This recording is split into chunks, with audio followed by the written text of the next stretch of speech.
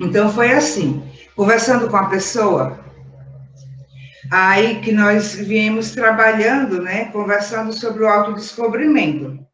E então, essa pessoa chegou para mim e me perguntou o seguinte: Angélica, dentro, né, desse processo de autodescobrimento e dessa coisa do ego, do personagem que nós somos, com todos os nossos conceitos, todas as nossas formulações, né, os nossos gostos, as nossas preferências, enfim, toda a modelagem desse personagem. Como é que fica, então, dentro de uma atividade mediúnica, dentro de um processo mediúnico, seja a pessoa psicografando, seja pela psicofonia, né? Como é que se dá a nossa influência, quando diz assim, o médio sempre influencia nas comunicações, né? E até onde, então, vai a importância do autodescobrimento para uma atividade mediúnica. Veja bem, lembro que foi até Cláudio que tinha comentado semana passada, que para a gente sentir, né, sentir a comunicação do nosso eu superior, através do nosso cardíaco, né, do nosso coração, é preciso silenciar a mente, né? E deixar fluir o mais natural possível.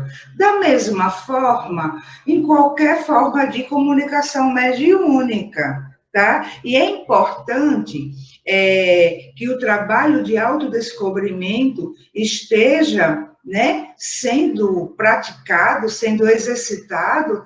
Por quê? Porque quando nós estamos falando em mediunidade, nós estamos falando no dia a dia. Não é só numa casa espírita, numa reunião mediúnica, numa atividade espiritual. É no nosso dia a dia que nós estamos também recebendo a influência de espíritos, né? E que pode auxiliar alguém, pode dar uma palavra de conforto, uma palavra de esclarecimento. E aí o que é que acontece? Nesse caso, a importância do autodescobrimento para que a gente vá quebrando um pouquinho o personalismo, porque a influência do médio, nós já sabemos que sempre vai ter. Sempre vai ter. Acontece que, se a gente não pratica o autodescobrimento, a gente não vai conhecendo as nossas fragilidades e também no que já podemos estar um pouquinho mais já hábeis, já mais capacitados, se a gente não faz isso, além de influenciar, porque influenciar é uma coisa e adulterar a mensagem é outra. E então, além de influenciar, nós vamos adulterar. E como é que é esse adulterar a mensagem? Colocando o nosso personagem ali, ou seja, colocando o nosso personalismo ali, o nosso gosto, a nossa preferência, as nossas tendências, entendeu?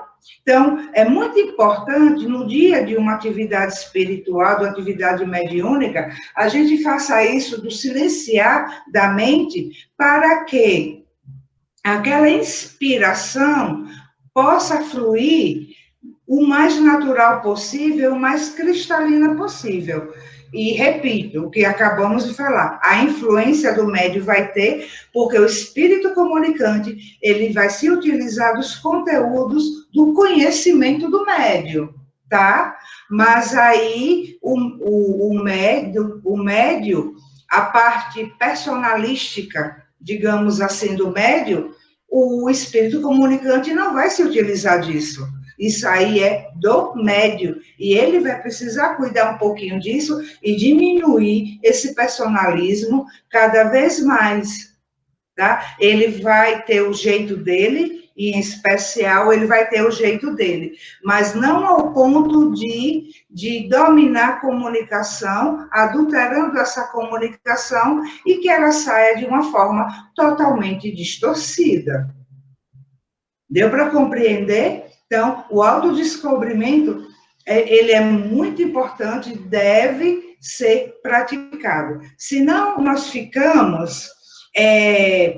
tem uma coisa que é muito comum acontecer, em grupos espíritas, né, que é a repetição de padrões, tá? Que é a repetição de, todo médio se comporta de tal forma, o espírita se comporta assim, assim. E aí vai, além de se enquadrar num padrão, né, vai dar a sua presença ali de uma forma muito estreita a si. De que sentido eu digo isso? Do seu personalismo. Entende? Deu para compreender isso? E então, aquele espírito comunicante, que o espírito que está se comunicando, ele não é espírita. Ele já pode ter sido espírita, ele já pode ter sido católico, ele já pode ter sido evangélico, tá? Mas o espírito, ele é universal. Ele não carrega uma bandeira. E então, se a gente não vai observando esses pontos importantes, né, a gente corre o risco de adulterar a comunicação. E aí ela sai totalmente diferente. E quando, outro ponto muito importantíssimo, quando nós fazemos isso, de silenciar nossa mente, e que não é só no dia da atividade, não é só ali no momento, tá? A gente já tem que vir no processo costumeiro desse silenciar da mente, entende? Da prática da meditação, né? A autoobservação, para que no dia da atividade a gente já tenha um mínimo de prática disso e a gente consiga. Senão tem até aquela dificuldade de concentração, né? Que muita gente tem a dificuldade de se concentrar, tá? E aí, se a gente não observa isso, se a gente não toma um cuidadozinho com isso, além de a gente adulterar, vai acontecer algo que nunca deveria acontecer, que é a gente não aprender com aquela mensagem. Porque quando nós colocamos a nossa personalidade, né, o nosso persona na comunicação, adulterando aquela mensagem, a gente vai dizer que aquela mensagem serve para fulano, para Beltrano. Se você vai psicografar, você já está ali psicografando, pensando em alguém. Se está numa psicofonia, já está ali falando, pensando em alguém. E a mensagem, ela é livre. Ela é para servir primeiramente para nós. Por isso que eu digo a vocês, sempre digo isso, que eu assisto aos vídeos depois, e eu aprendo com as mensagens. Porque alguma coisa que possa ter fugido da minha lembrança, eu vou relembrar ali na hora que eu estou vendo o vídeo.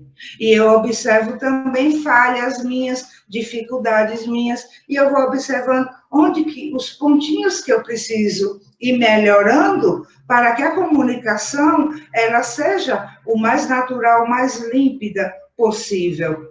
Que haja a influência, mas não a adulteração. E então, esse ponto é importantíssimo da gente ter em mente, que se a gente não cuida, se a gente não pratica o autoconhecimento, né, e fica só naquela coisa religiosa de você chegar na casa espírita e ali você assume um outro comportamento, né, de uma pessoa, um lobinho vestido de pele de cordeiro, né, e então não vai aprender com aquela mensagem, mesmo que essa mensagem tenha sido através de você, ela não é sua, ela não é minha, ela não é nossa. Ela é para todos nós e tem que ser primeiro para aquele que está sendo o intermediário da mensagem. Entendeu? Para que ele não venha a ser, inclusive, né, um falso Cristo, um falso profeta, como Jesus disse, que haveriam vários Cristos e vários profetas. E aí a gente adultera. E aí, às vezes, acontece assim, gente, de uma mensagem que era de um cunho muito elevado, a gente colocando a nossa personalidade ali, acaba estragando com a mensagem. E ela não é transmitida de uma forma que venha realmente acrescentar a nós e as pessoas. Da mesma forma, a gente não reconhece, tá? Quando a mensagem não é de cunho que vá favorecer o nosso desenvolvimento, que pode ser de um espírito mistificador, de um enganador, e inclusive de ser uma mensagem apenas nossa, num processo de automistificação.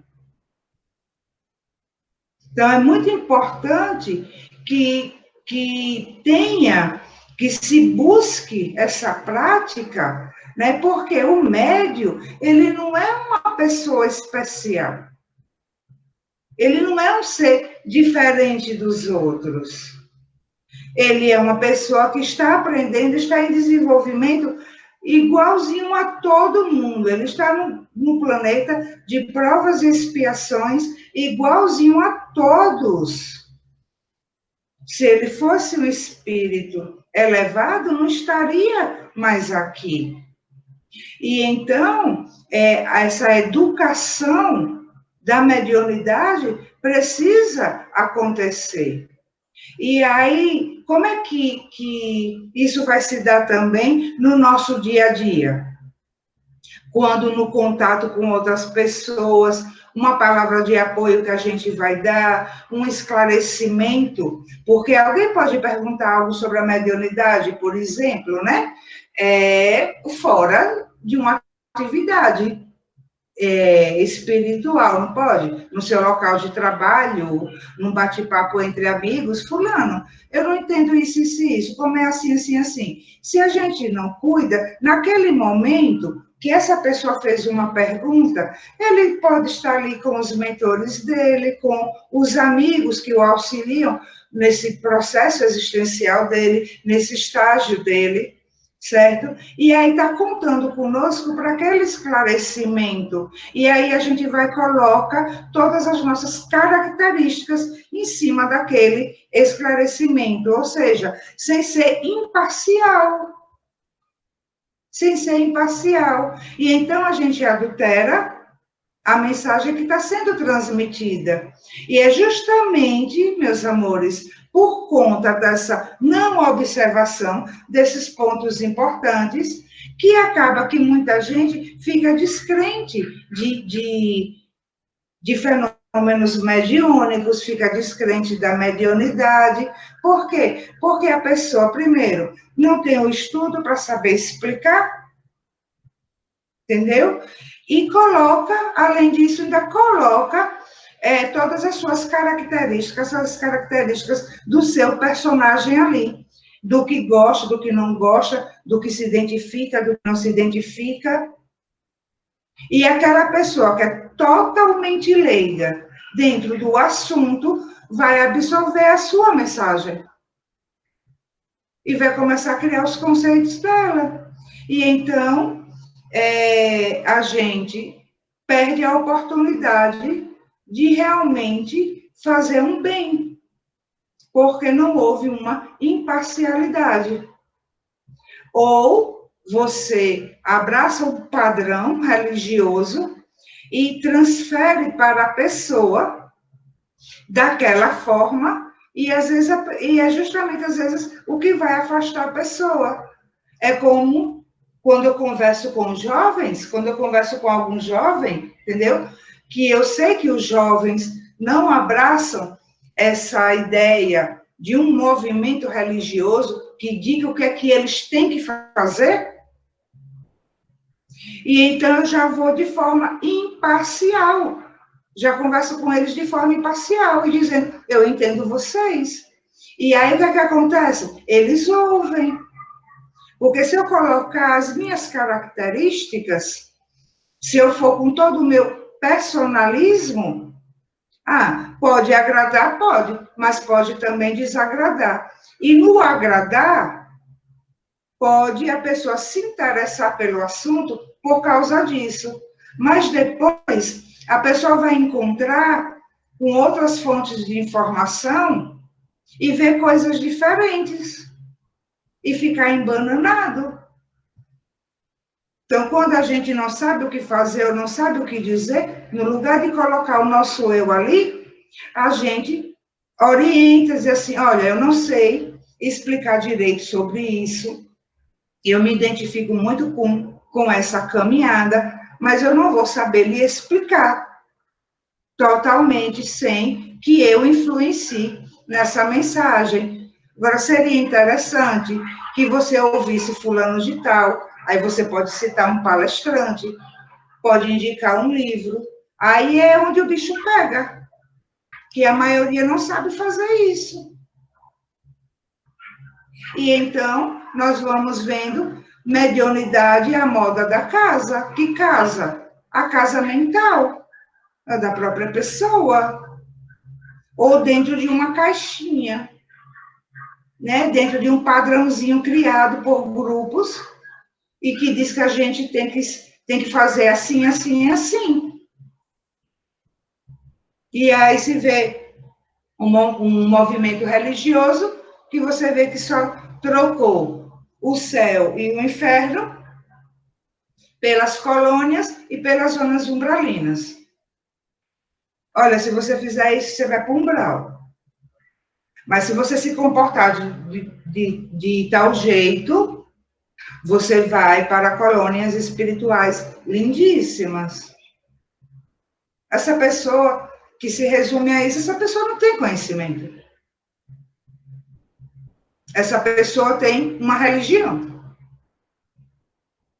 Tem uma crença. Mas ela não tem conhecimento. E aí, dessa mesma forma, é como ela vai levar para as pessoas. E aí pode assustar, pode agradar, como falamos, e também pode assustar. E a pessoa não toma para si mesmo, né, aquilo que ela está falando para a pessoa. Quantas pessoas não dizem assim, olha, tem que estudar, olha, tem que fazer não sei o quê, tem que fazer não sei o quê, e a própria pessoa não faz. Então, nós estamos aqui todos como aprendizes. E sair dessa condição de aprendiz é muito perigoso. É muito perigoso. E o que falta... Desculpa, gente. E o que falta é justamente a humildade, é vencer o seu orgulho. Falta a humildade de se reconhecer um aprendiz e aprender com a própria mensagem que recebeu. E aí, nesse tocante de mediunidade, vão surgindo os missionários, né? Vão surgindo os missionários, e pelo fato, às vezes, de ter uma mediunidade ostensiva, ele acredita que ele está prontinho. E aquela mensagem serve para todo mundo, menos para ele. E aí fica, como é que se diz? Se colocando numa posição superior aos outros. E não é. Olha, gente, numa atividade mediúnica, numa reunião mediúnica, por exemplo, era para ver a humildade de todos, de reconhecer assim, e caramba, nessa mensagem aqui tem muito de mim. Fulano, o que é que você acha? Mas ninguém quer fazer isso. Ninguém quer fazer isso porque falta humildade. O orgulho é muito grande, justamente por um padrão que já vem aí no inconsciente coletivo dos escolhidos de Deus. E muitas pessoas falam só da boca para fora. Não, eu sou só um instrumento. Imagina, fala da boca para fora, mas por dentro, por ter uma mediunidade ostensiva, se sente especial. E não é. E não é. A mediunidade é um instrumento de aprendizado, de desenvolvimento, primeiro para o médium. Muito será cobrado daquele que muito recebeu. Então, assim, neguinho, viu com a mediunidade ostensiva? Veio. Você vê direitinho? Os espíritos, vejo. Tá certo. Incorpora rapidinho, direitinho? Sim, beleza. Então, aproveita para aprender com isso. Aproveita para crescer com isso. Porque a época dos gurus já passou. Então, a gente tem que procurar desenvolver o nosso espírito dentro da atividade que nos está encarregada de realizar. Entende? E não para doutrinar as pessoas. E aí o autodescobrimento é importantíssimo. Senão, como é que a gente vai reconhecer as nossas adulterações? As nossas influências? E como é que nós vamos participar de um grupo e perceber no outro? E perceber no outro que pode ter havido ali uma adulteração. Que pode ter havido ali muito da personalidade dele. E, às vezes, num grupo, uma pessoa percebe e fica sem jeito de comentar, porque não se abriu essa liberdade, essa possibilidade para os membros de um grupo, por causa do milindre. Se tem uma coisinha no planeta Terra que é melindroso, é médium. O áudio, viu? Entendeu? Teu áudio. Se tem uma... Viu? É o que... Meu áudio está cortando? Eu vou fechar aqui e abrir de novo. Fechei e abri de novo. Gente, vocês estão me ouvindo direitinho? Agora sim. Melhorou. Eu estou ouvindo normal. Pronto. Não cortou para você, não? Não cortou, não. Viu? Então, vamos lá, continuando. Então, se tem uma turminha melindrosa no planeta Terra, é médium. E sabe o porquê do melindre? Por causa da vaidade. Então, ninguém pode chegar, um colega de grupo não pode chegar e falar assim, fulano, estou achando essa mensagem um pouquinho estranha, vamos observar ela aqui. O médium, depois de uma atividade, ele não observa ele mesmo. E é para ele se observar. E é isso que, quando eu disse a vocês que eu vejo os vídeos depois, que eu procuro fazer. Gente, eu escuto atentamente, como se fosse outra pessoa ali falando. E ali eu vou observando tudo.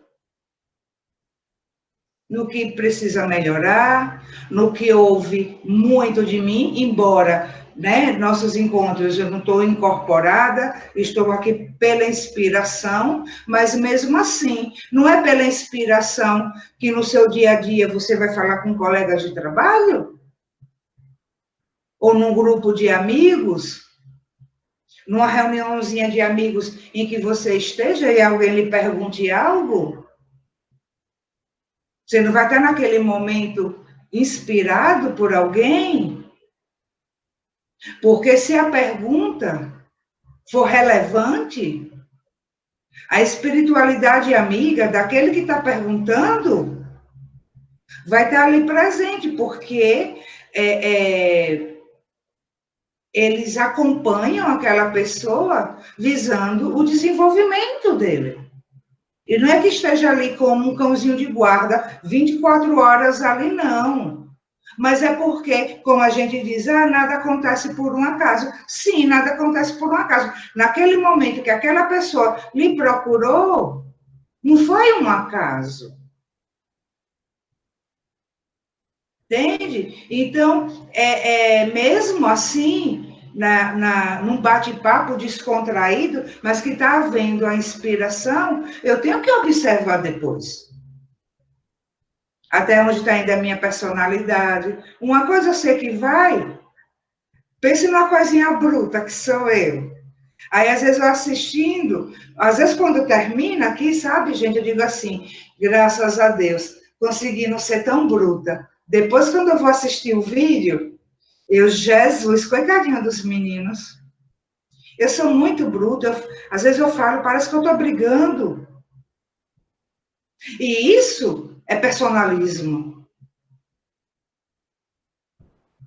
Aí tem que procurar, equilibrando, não perder